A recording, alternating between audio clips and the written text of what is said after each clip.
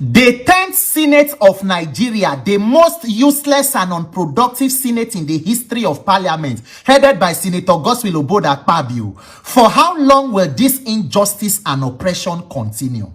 Wetin be the crime? What are the offenses or sins of Senator Natasha Akpoti-Uduaghan, where we no go allow the woman to do the job that her people sent her there to do?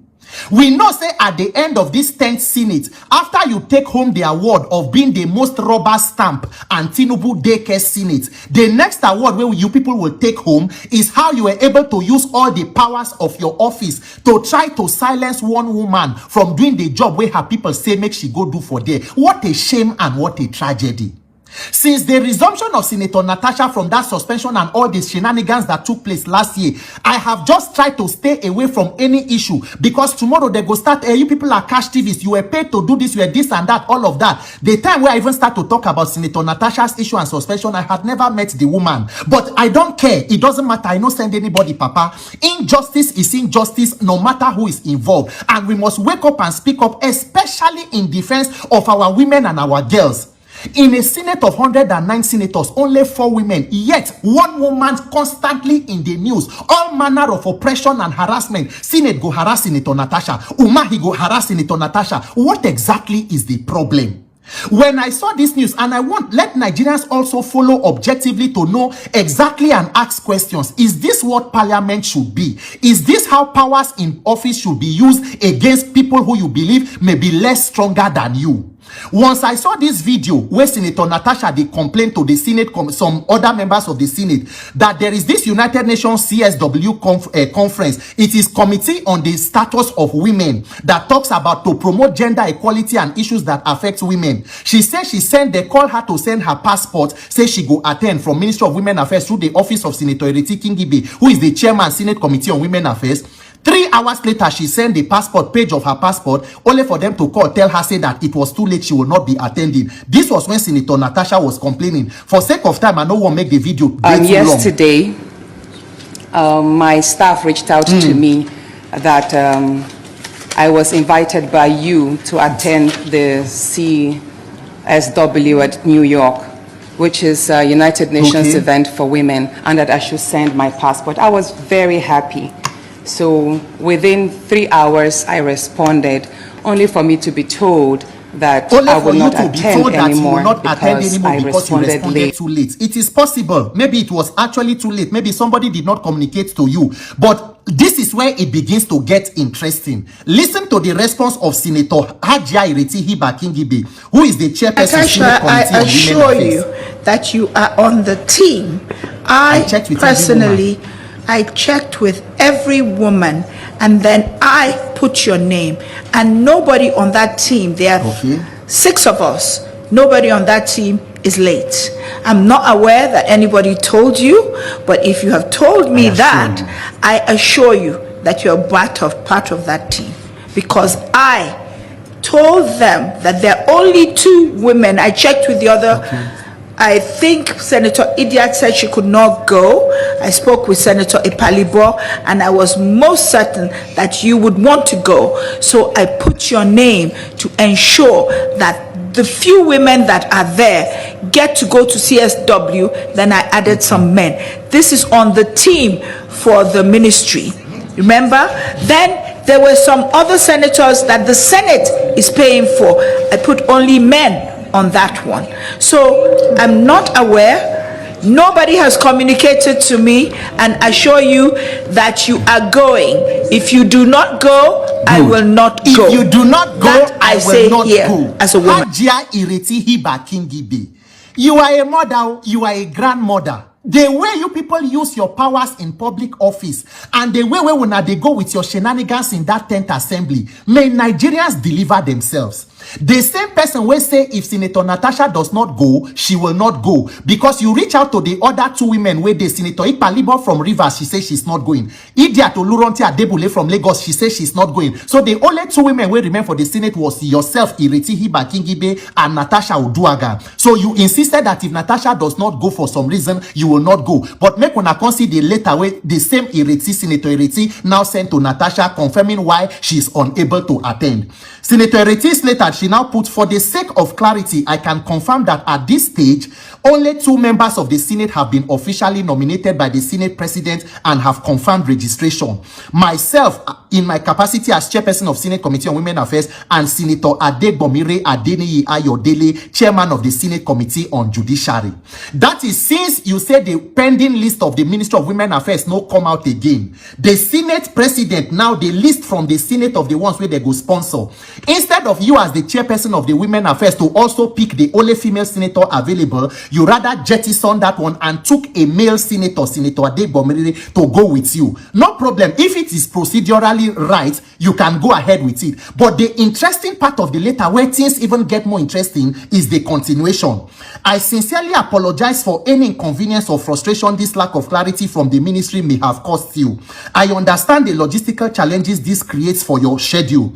While the official ministry sponsored list remains pending, please be advised that if you already possess a valid United States visa and wish to attend independently, you are most welcome to join the delegation in New York.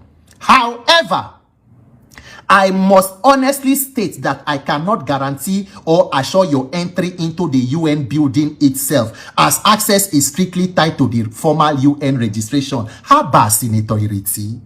So aside from the fact that when I deliberately take the only other woman out of the list, you people factored in the fact that she may also have her own visa, pay her own ticket to attend the program. So you are also taking steps to guarantee that she will not have access to a program that she is legitimately and by authority supposed to attend, because she's not a private citizen. No. She's an authority as a member of the Senate of Nigeria and being one of the only women. How about Senator Ireti? How about Nigeria 10th Senate?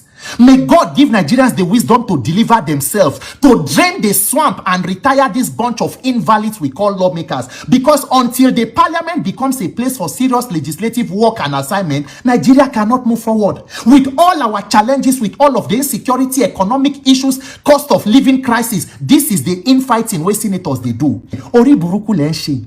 Oshi lenshe Nigerian politicians, Oshi lenshe Nigerian 10th Senate, the rubber stamp Tinubu daycare. This Senator Natasha, as long as she continue to serve her people diligently, may God give them the grace to continue to move higher, because I don't know where this level of evil and insanity in public office comes from. Injustice is injustice and it will never be sustained. My name is Peter for Nigeria. Public debate is an essential element of any democratic society, and moments of controversy within legislative institutions often open the door for deeper reflection about transparency, accountability, and the balance of power. In recent discussions circulating across Nigerian civic spaces and digital platforms, an activist known as Randy Peter Oka raised a series of pointed questions about events involving Senator Natasha Akpoti-Uduaghan and the leadership of the Nigerian Senate under Senate President Godswill Akpabio. His remarks, passionate and emotional in tone, have sparked a wider conversation about institutional fairness, gender representation, and the expectations citizens hold toward lawmakers in a democratic system. While activism and strong language often emerge during political controversies, the deeper value lies in examining the facts, understanding the institutional processes involved, and encouraging a constructive national conversation. As you listen to this analysis, remember that informed dialogue strengthens democracy. And if you find thoughtful conversations like this useful, consider subscribing to the channel, sharing the discussion with others, and leaving a comment to contribute your own perspective. The issue raised by the activist centers around questions about why Senator Natasha Akpoti-Uduaghan appeared to face certain institutional obstacles regarding participation in an international engagement related to women's issues. According to the narrative presented, the event in question was connected to the global policy discussions held under the framework of the United Nations Commission on the Status of Women. This international forum is widely known as one of the world's major policy platforms dedicated to promoting gender equality and evaluating progress on women's rights, development, and representation. Delegations from many countries attend the sessions, including lawmakers, diplomats, and policy experts. Participation in such a forum often carries symbolic significance, particularly for female lawmakers, because it reflects a country's commitment to addressing gender-related issues within its political institutions. In the Nigerian context, representation at international forums can involve multiple layers of administrative coordination. Delegations may be nominated by ministries, legislative committees, or parliamentary leadership depending on the structure of the event and the funding arrangements. This procedural complexity sometimes leads to misunderstandings or conflicting expectations about who ultimately attends a given meeting. According to the activist narrative, Senator Natasha Akpoti-Uduaghan believed she had been invited or nominated to participate in the CSW event through communication associated with the office of Senator Ireti Kingibe, who serves as the chairperson of the Senate Committee on Women Affairs. The activist recounts that the senator allegedly responded promptly by sending her passport details as requested, only to later receive a message stating that it was too late for her to be included. This sequence of events became the focal point of criticism. Activists and observers began asking whether the situation represented a simple administrative miscommunication or something more deliberate. In democratic governance, transparency about such processes becomes extremely important because even small procedural decisions can be interpreted through the lens of political rivalry, institutional hierarchy, or gender dynamics. In other words, the issue was not merely about attending an international conference, it became a symbol of broader concerns about fairness and inclusion within legislative institutions. The activist Randy Peter Oka framed the situation in highly critical terms, arguing that the Nigerian Senate's actions suggested a pattern of marginalization toward a female legislator. It is important to note that activism often amplifies perceived injustices to draw public attention. The language used in such contexts can be intense, reflecting frustration with institutions that citizens believe should operate with greater openness. However, when analyzing such claims objectively, it is necessary to separate the emotional rhetoric from the underlying structural questions that deserve careful consideration. One structural issue frequently mentioned in discussions about Nigerian politics is the relatively low representation of women in national legislative bodies. In the Nigerian Senate, which consists of 109 members, only a small number are women. Observers often point out that this imbalance shapes the dynamics of parliamentary debate and policy prioritization. When a legislative body has limited female representation, individual female lawmakers may face greater scrutiny or may become symbolic figures in national conversations about gender equality. This reality does not automatically imply deliberate discrimination, but it can create situations where political disagreements involving female legislators attract heightened public attention. In the narrative presented by the activist, the controversy also touched on the role of committee leadership and internal coordination within the Senate. Committees in legislative systems serve as specialized bodies responsible for examining issues, overseeing ministries, and representing the legislature in policy discussions. The Senate Committee on Women Affairs, chaired by Senator Ireti Kingibe, carries the mandate of addressing matters related to gender equality and women's empowerment. Because of this mandate, observers expected that participation in an international event dedicated to women's issues would naturally involve female senators, especially those active in policy debates concerning gender and development. Yet parliamentary processes can be more complicated than public perception suggests. Delegations are sometimes determined not solely by committee leadership but by the presiding officers of the legislative chamber, budget allocations, diplomatic considerations, and scheduling constraints. In this context, the Senate President, Godswill Akpabio, also plays a role in approving or confirming official delegations. This institutional structure means that multiple authorities can influence the final list of participants. Understanding this complexity is crucial before drawing conclusions about intent or motivation. The activist remarks also refer to communications allegedly indicating that only certain senators were officially nominated to attend the event, including Senator Ireti Kingibe herself and another colleague. According to the narrative, Senator Natasha Akpoti-Uduaghan was informed that she could attend independently if she had the necessary travel documents, though access to the official United Nations building might require formal registration through the delegation. Such a scenario is not unusual in international conferences, where security protocols and registration procedures are tightly controlled. However, the optics of such a message, especially when communicated to a female senator interested in participating in a women-focused forum, naturally triggered debate among observers. Political communication is often shaped not only by what is done but also by how it is perceived. Even if an administrative decision is technically correct according to procedural rules, a lack of clarity in communication can lead to speculation. Citizens may ask whether internal disagreements within the Senate influence the decision, or whether the matter simply reflects bureaucratic inefficiency. In the absence of detailed explanations from official channels, narratives from activists and commentators tend to dominate public discourse. Another dimension of the conversation involves the broader political environment in Nigeria. Legislative institutions frequently experience internal disagreements, as senators represent diverse constituencies and political parties. Debates about committee assignments, speaking opportunities, and participation in international delegations are common in many parliaments around the world. What makes the Nigerian case particularly interesting is the intensity of public engagement with these disputes.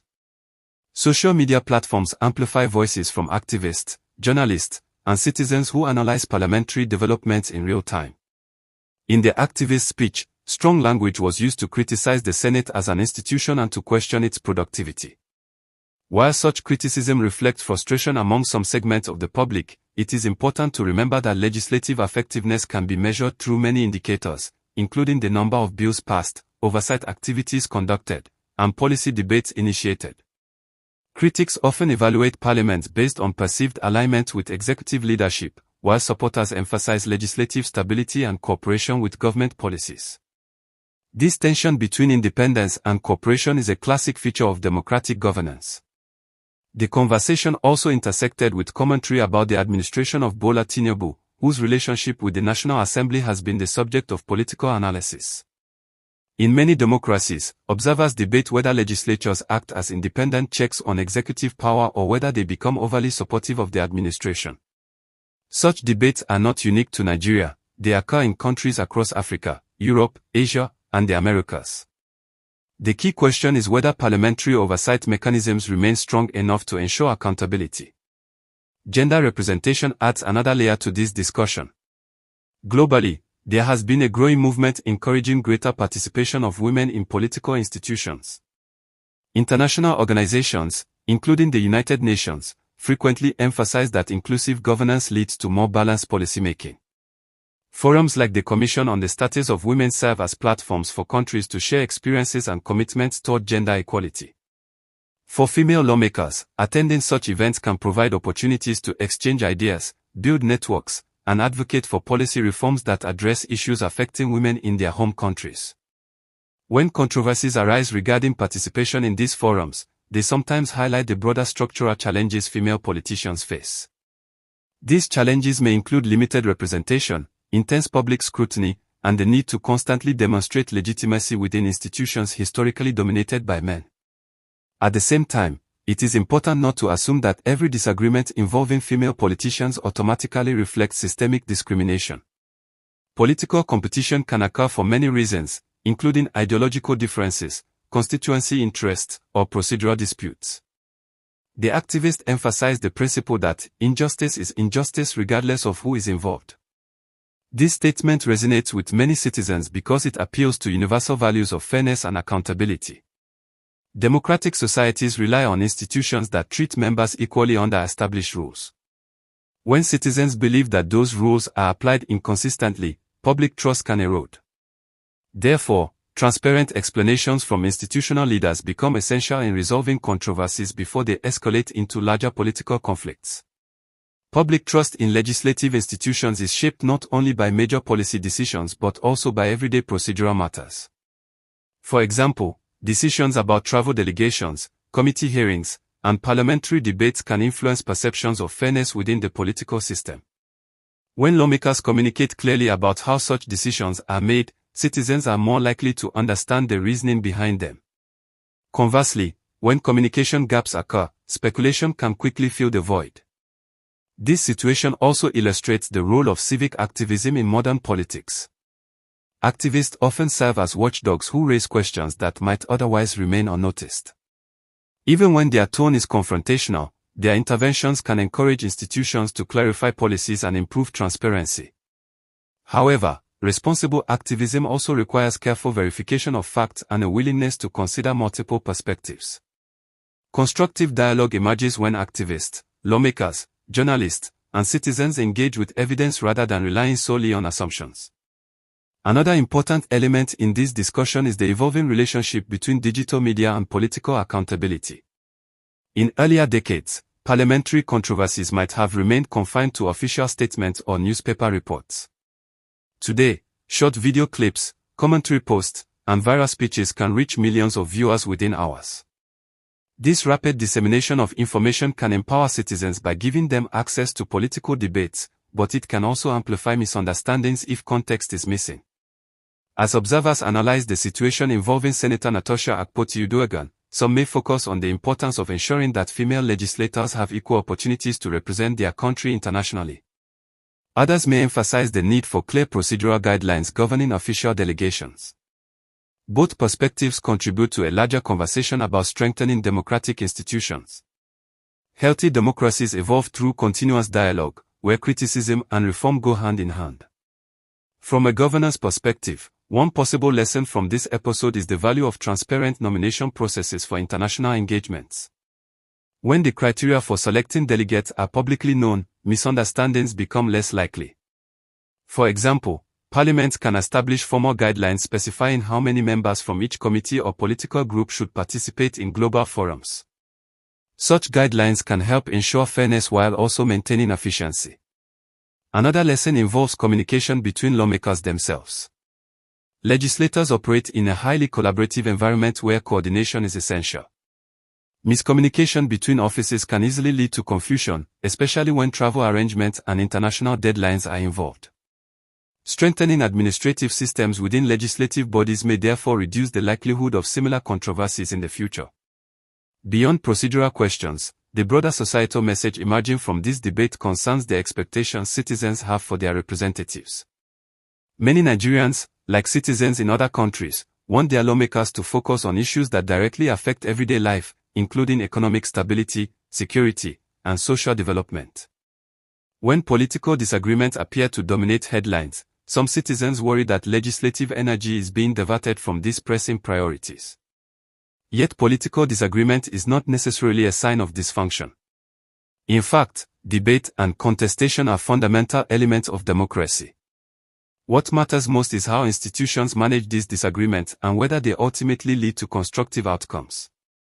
If controversies encourage lawmakers to improve transparency, strengthen procedures, and engage more openly with citizens, then the democratic system can emerge stronger. As this conversation continues across media platforms and civic discussions, it is important for observers to remain committed to fairness and evidence-based analysis. Political narratives can sometimes become polarized, with supporters and critics interpreting events in very different ways. Responsible commentary should therefore acknowledge uncertainties and avoid rushing to conclusions without sufficient information. At the same time, the voices of activists remind institutions that public accountability remains a core democratic value. When citizens raise concerns about fairness or representation, their questions deserve thoughtful responses. Engaging respectfully with criticism can help rebuild trust between lawmakers and the public they serve.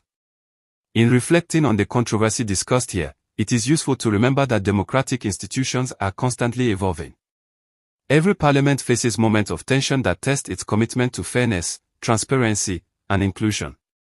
The Nigerian Senate, like legislatures around the world, continues to navigate these challenges while fulfilling its constitutional responsibilities. For viewers following this analysis, your perspective matters as well. Civic engagement is not limited to elected officials, it includes ordinary citizens who follow political developments, ask questions, and participate in public dialogue. If discussions like this help you better understand the complexities of governance, consider subscribing to the channel so you don't miss future analysis. Your comments also help enrich the conversation by bringing diverse viewpoints into the discussion. Ultimately, the debate surrounding Senator Natasha Akpoti-Uduaghan's participation in the CSW forum represents more than a single administrative decision. It reflects broader questions about representation, institutional procedures, and the relationship between citizens and their elected leaders. These questions will likely continue to shape discussions about Nigerian governance in the months and years ahead. Democracy thrives when institutions remain open to scrutiny and when citizens remain committed to informed dialogue. By examining controversies with patience, critical thinking, and respect for facts, societies can transform moments of conflict into opportunities for progress. And as always, sharing thoughtful conversations helps broaden awareness and encourages more people to participate in constructive civic engagement.